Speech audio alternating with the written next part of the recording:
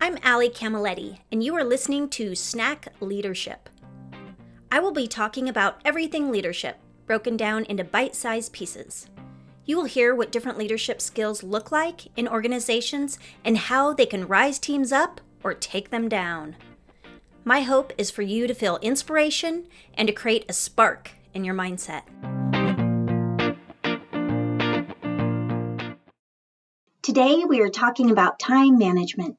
Time management is the process of organizing and planning how to divide your time between specific activities. Good time management enables you to work smarter, not harder, so that you get more done in less time, even when time is tight and pressures are high. I am talking with Sami Bedell-Mulhern, co-founder of The First Click, helping small business owners, entrepreneurs, and nonprofits create and execute their digital strategies and turn website visitors into donors and customers. I was introduced to Sami through a couple of friends who are consultants, and then had the opportunity to be interviewed on her podcast, Digital Marketing Therapy, where we talked about empathy with donors. She has awesome content on her podcast, so I highly recommend checking it out. Sami is a wealth of knowledge, as you will hear, and I'm so grateful every time I get to talk with her. If you are looking for a digital marketing strategist, she is your person. Get ready to hear what time management is all about. Hi, Sami. Thank you for joining us today. I'm so excited to be here, Allie. Thank you. All right. So I'm going to start off with what made you really dig in and work on time management? When you work in a business that has multiple clients and you're trying to reach out to other people and you're a mom managing schoolwork and schedules, it was just, I had no choice. Otherwise, I would lose my brain. Completely understandable. And so before you actually worked for yourself, had you ever dug into time management? Yeah, it was often I'd be sitting at my desk thinking, okay, I've got these things that I need to get done. And somebody from the sales team or our CEO would come in and say, well, hold on, we need you to shift gears and do this. And that was always super frustrating to me in that, like, I felt like I could never get done what I actually needed to get done because I was always putting out everybody else's fires. And so what did you do in those situations? Um, I learned to really push back on strategy. So, what is it that we're actually trying to get done? And does this thing that you think is super important right now, is it really that important, or can we push that to later this afternoon? So, like, just asking the question of, can I do this tomorrow, or I can get to this by Friday?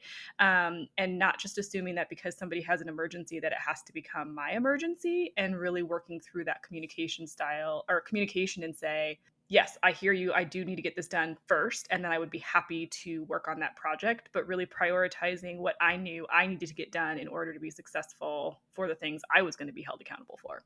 Yeah, that's such a good point because especially when we look at just even hospitality, it's this mentality that it all has to happen right away, especially when you're working with guests, homeowners, whatever the industry is. And so I feel like people just start to confuse the lines with it. Mm-hmm.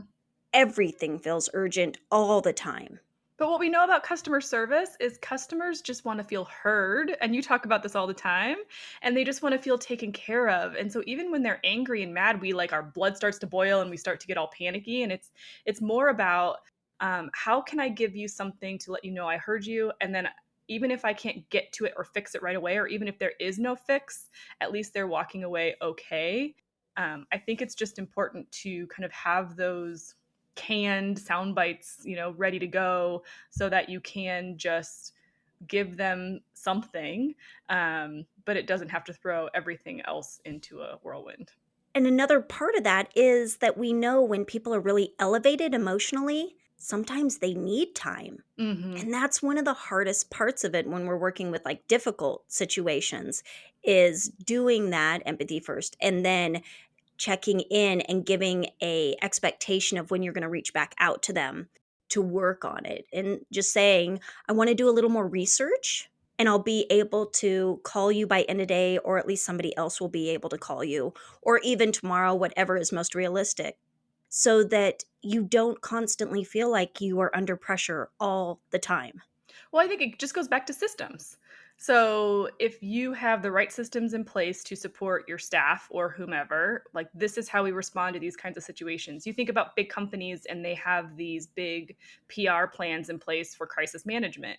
And you don't have to have like a massive, 10-page document, but thinking about crisis management at a very small level of like, okay, here's the things that have to get done today. If something comes up, what can I shift? What can't I shift? And really just being aware of exactly what you're working toward, then you know how to navigate through the things that are going to throw your schedule out of whack and be able to reprioritize much quicker. Exactly. And so you're kind of alluding to it now. Let's shift into what does it look like in really healthy cultures and companies when time management is operating at a high level? What I love to do is have everybody see their big picture goals. So, what are the corporate goals that we're all trying to reach? And then within each department, what are the department goals that our department has to do in order for the company to see? So, you see where everything is going. And then within each individual, what are the things that I have to get done in order to hit my department's goals? And so, everybody knows what they're doing is working towards the bigger picture. So everybody feels aligned. Then it's so much easier for individuals to say, okay,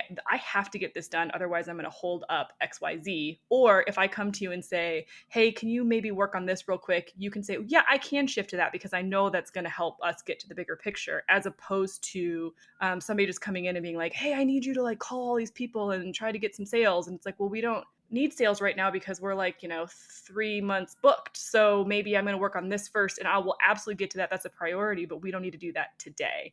So it's really just about understanding where you're going clearly and everybody moving in the same direction. It's so true. Yeah. What have you witnessed from the outside when good time management isn't happening in a company? Yeah, people are just running on the hamster wheel. It's like you see people that, I mean, everybody knows they've worked with those people that are busy for the sake of being busy. I want to have all these things on my to-do list so that I can say I'm doing all this stuff and I'm working so much harder than everybody else, but really they're not doing the things that are going to help them get more work done. They're just kind of being busy. So I see that a lot in a lot of organizations where everybody's just kind of doing a bunch of things. And so management or leadership thinks everybody's really busy, but then at the end of the day, the results aren't there. So it can be really hard and frustrating because then you also feel like you're failing all the time and like you can't keep your head above water. What do you think is the deeper root of that can cause that? It's almost anxiety Mm-hmm. where people are spinning and not really producing and being efficient. I think it's lack of leadership and lack of ownership, lack of really understanding what we're trying to do. So I see this in marketing all the time because it's like we have to be on social media and we have to do all the things. We have to do email. We have to have this website, and we have, and you have one person who's doing all of that potentially, or a couple people, but there's no real strategy. And then a new thing pops up, like Clubhouse just popped up, and now it's like, okay, oh, now we got to be on Clubhouse. And even though our audience isn't on TikTok, that we're here and that's really important. So we got to go do that. So it's just this scramble of things, and always pivoting instead of trying things out to see what actually works for you, giving it time. I think a lot of times we're in a hurry to have this overnight success, which just isn't realistic. So we do a lot of things poorly instead of a couple of things really well. Well, and as you're saying that, we could really go deep into this, but just kind of more high level. What are some good time management or project management platforms that you have worked with that you find are really helpful? Yeah, so I'm a combo paper and digital planner because obviously paper doesn't work for a team. So we use ClickUp in my company. I absolutely love it because it has a chat functionality. It has projects. You can put everything in it, attachments, link everything. So it's great for teams to really work, assign, and keep things going on the same page. It also has goals in there, so you can celebrate and see how progress is happening for the company as a whole with where you're at. And then for me personally, I love the Full Focus Planner by Michael Hyatt. I use it every single day. It's how I jot down, like keep my running list of to-dos and prioritize them. And it's how I write my big three. Like if I do nothing else today, these three things must happen in order for me to continue to work towards my quarterly and annual goals. Oh, that is so good. and important. You will laugh, as I have been implementing a lot of technology, and I recently implemented Calendly, where people can make their own appointments, which is so helpful for groups that are trying to schedule teams for additional education. I really struggle with the customer service part of it because I'm so used to the hand holding and the nurturing and knowing what I could move. And one thing I was struggling with is I am a time blocker. Yeah. Like, I'd say at least 2 weeks for a month, I block my time on things all the time. And I was struggling because I'm like, then nobody would be able to ever actually book anything because it wouldn't show. And I was walking with a friend and I was talking about this, and she goes, "Why don't you mark it free?" I'm like, "What? I can mark it free? You're kidding me." Yes, you're right. That is Yeah. so simple. And it was like such a deal changer that was so simple. When it comes to like marketing or when it comes to blocking your calendar and managing that, I use Acuity. I literally have 4 different calendars with 4 different options because there's some things like if you're going to record a podcast with me or if you are a paying client of mine, then my calendar is way more open. For people that are booking some consultants time or free time, I limit that so much. So yeah, it doesn't show that much time on my calendar, but it's also protecting what I need to get done in my day and who I'm here to serve. That's smart. Yeah. I have a hard time managing 2 calendars. I don't think I could add more. It all manages through one calendar, but I just have different availability for those different appointments. Okay. See, you really take it to the next level. All right. Favorite leadership mentor? So I have been in, it's kind of more of a mastermind, but I am in this group called Freshly Implemented with Amber McHugh. She is based out of Chicago. I've been with her for a few years, but I really love her because her whole philosophy is right on time. Whatever's happening, you're right on time. Like, do the things, do the work, put it in, make the plan, execute the plan, but just know that you're where you're supposed to be in this moment in your business. So don't get all crazy in your head with where you should be. And she just has a wonderful group of women that we all support each other. So she's amazing and I love her, and check out Freshly Implemented. I don't get paid to say that.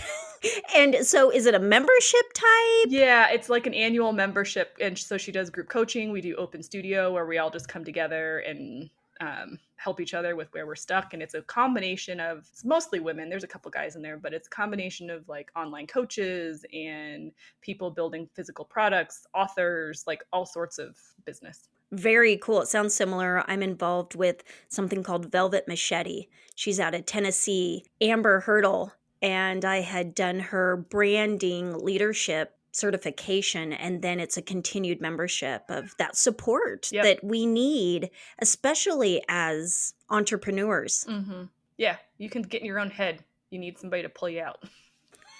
Exactly. All right. How about a favorite quote that you really feel embodies time management?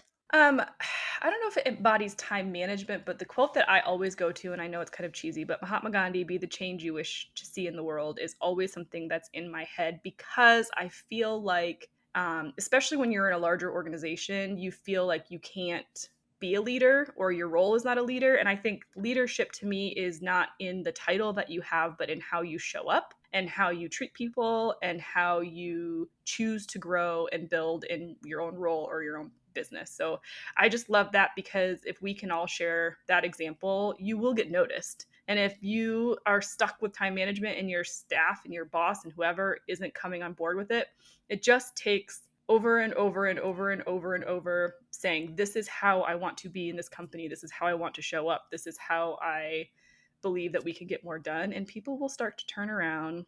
They'll start to respect your space and time.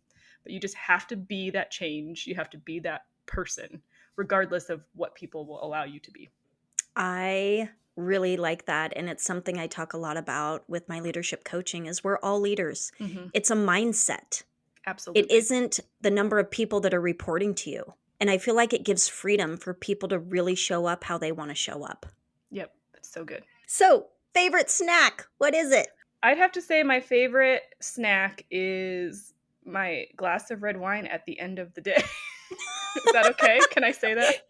I think it's totally okay. I love that you think it's a snack. I'm not a snacker. Yeah.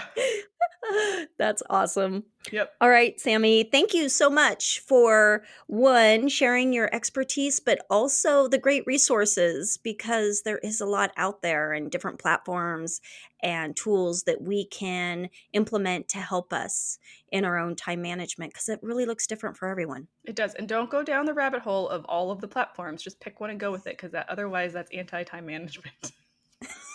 Isn't that the truth? Time management with technology can be really challenging. Absolutely.